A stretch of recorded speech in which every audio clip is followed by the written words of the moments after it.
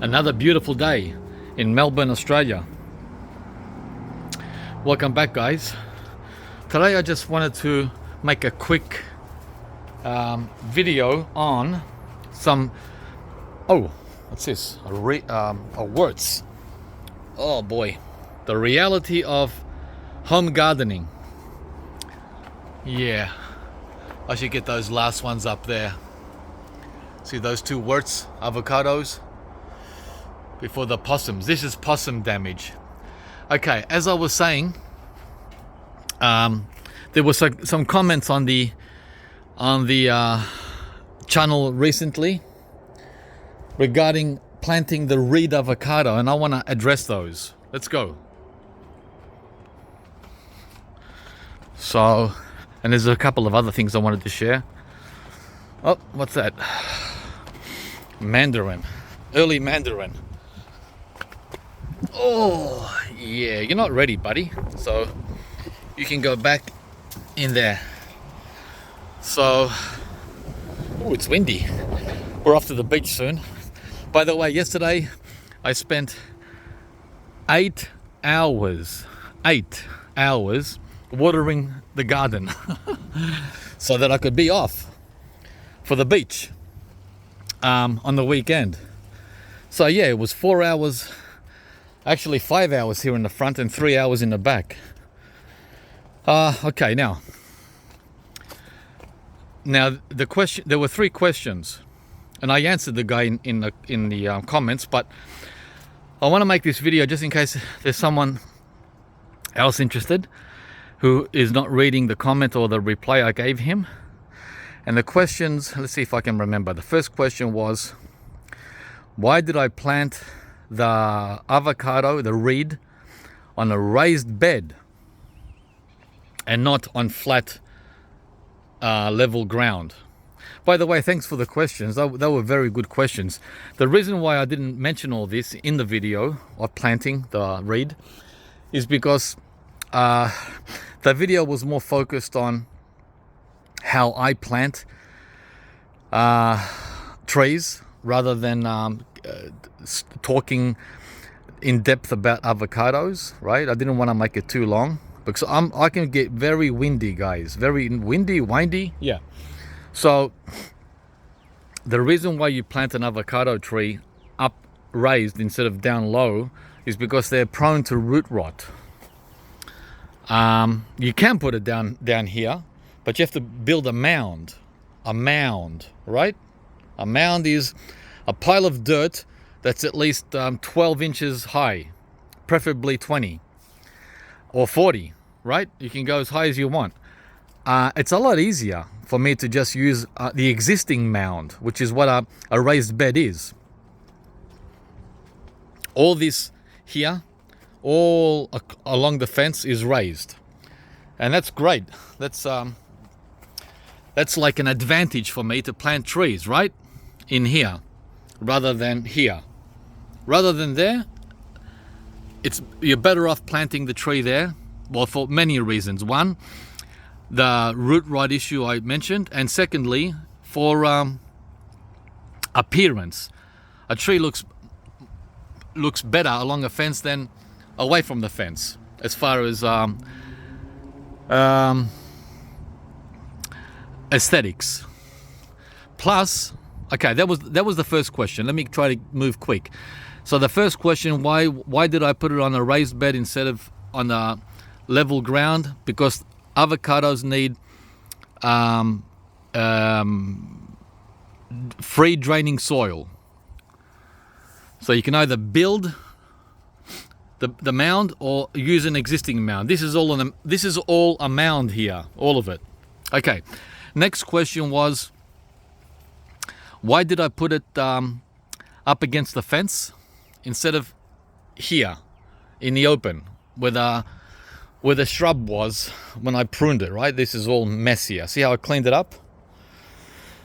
The reason why I put the tree there up against the fence instead of here where it's all open, there's more room here, right? That's a valid question. Why didn't I take advantage of all this room instead of squeezing it up against this camellia and this fence. It's pretty tight squeeze. Valid point. The reason, guys, is because I have a gas pipe here. This is the main gas pipe that comes to the house from the street. All along, right in the middle here, between the bluestone and this row of trees. So right here in the middle is a gas pipe, natural gas. That's why I'm not planting anything there. All along, I haven't planted anything in the middle. Okay, and the gas pipe runs under that gate and then takes a sharp right to the gas heating, and then under the house and into the kitchen. Right, so that was the second question. The third question was, let me see if I can remember the third question. Oh my gosh. Yes. Why he asked me, why am I protecting the new avocado tree from the sun? I thought avocados love sun. They're his exact words. Yeah, avocados do love sun, and so does citrus, right? And so do bananas. Everyone loves sun, especially the tropicals. These are all tropical, subtropical, warm temperate plants.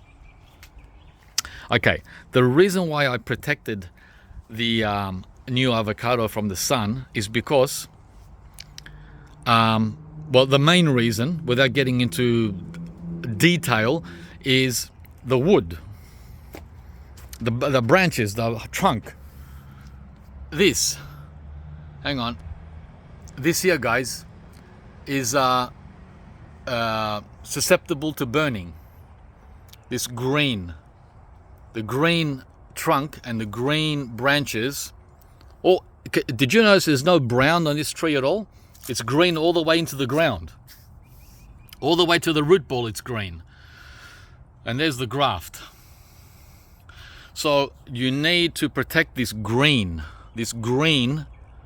part of the tree from direct sun, because it'll burn and kill the tree. Okay, it'll kill the tree. That's why I protect it from the hot sun in summer. We're talking summer, by the way, not winter. The winter sun cannot kill this tree here in Melbourne. In Queensland it can, because winter in Queensland's like summer in Melbourne. But a winter sun in Melbourne is gentle. It's very gentle.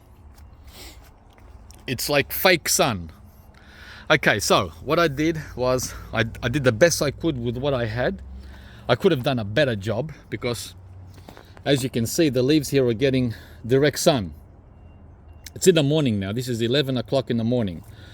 So morning sun is hitting the side of the tree, which is not good. But at least the trunk, the part in the middle, is not getting hit. Well, a little bit is. That part there is. And then in the afternoon at around 1, 2 o'clock, when it's really hot, the sun will be behind this camellia and won't be hitting there anymore. So that's the best I could do. These are the only 2 shade cloths I had. I took them away from the mangoes that I was protecting. I don't think the mangoes need any protection unless it's like over 35. And as you can see from the top, it's getting dappled light. Dappled light is safe. So that answers all 3 questions of why, how, where, when. Okay, moving on to the next thing I wanted to share today. Look, guys, I did my second massacre of the plum trees that I have here. Remember I told you I was gonna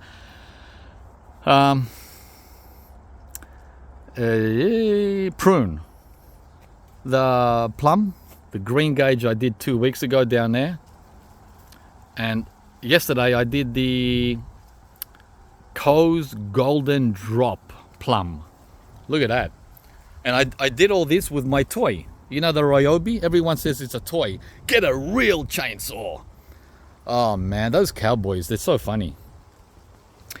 Yeah, so my toy chainsaw did a splendid job of annihilating the top branches. I mean, it was a rough cut. Remember, guys, I'm by myself. I don't have anyone helping me. So yeah, it was a little rough around the edges, right? This is a one-hand operation.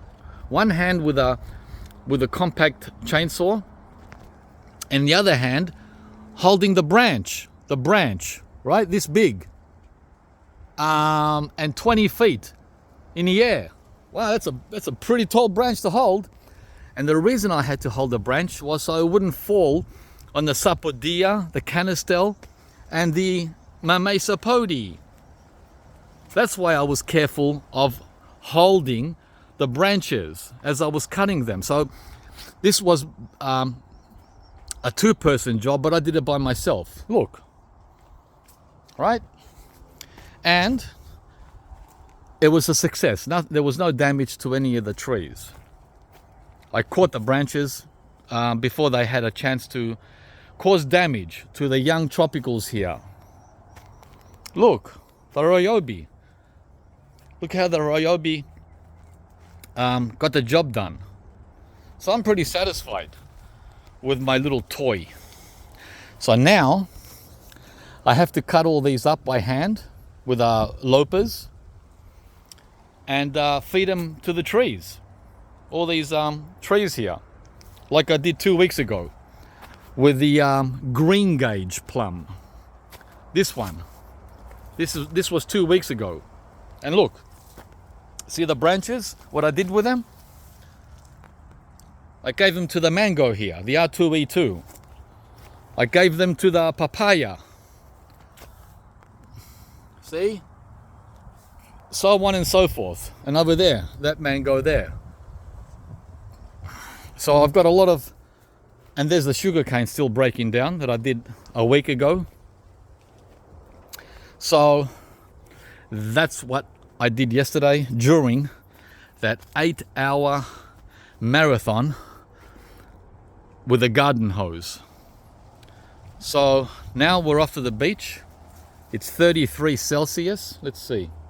Okay, currently 31. It'll get to 33. And we're gonna enjoy ourselves, and I hope you enjoy your weekend too, guys. Oh, by the way, once we harvest all this fruit, and there's only a handful, there's like only a dozen fruit on each tree. Once we eat these by the end of January, oh, that one's been nibbled. I wonder how they nibbled that through the net, through the bag. Once we finish these next week, I'm going to reduce the 2 plum trees even lower, down to here. Yeah, so they're only going to be a meter off the ground, just 1.2 meters off the ground. Because right now they're 2 meters off the ground. It's still too high. That's still too high. These are full-size plums, by the way. And these plums are dwarf. These new ones I got last year. Look how tall they are. In 1 year, look how tall these dwarf plums grew. They fruited, and they grew 2.5 meters in 1 year, right? So plums here grow like mangoes do in North Queensland. Plant and forget. There you go. Dwarf prune plum, Robe de Sargent. All right, and there's the other one there, the other dwarf plum. Plant and forget. They're hassle-free. They're champion trees, completely sook-free. But alas, I'm dealing with these. Oh, you sooks. Oh, you sooks. I've had this mamesapodi for 4 years. 4 years, man. All right, guys, give me a like, subscribe to the channel, and we'll see you from the next one. Bye-bye now. Wow, I love days like this. Hang on, where's the sun? Oh, yeah. I love the sun. I love the sun. Oh, man. Oh, hang on. Hi. Yeah, I'm shirtless again. I sure am. I'm shirtless from October to April. And I'm not telling you to be, but I'm just talking about myself, right? I love the sun. I totally welcome the sun. The sun is what's keeping all these plants alive and healthy. So why would I hide from the sun?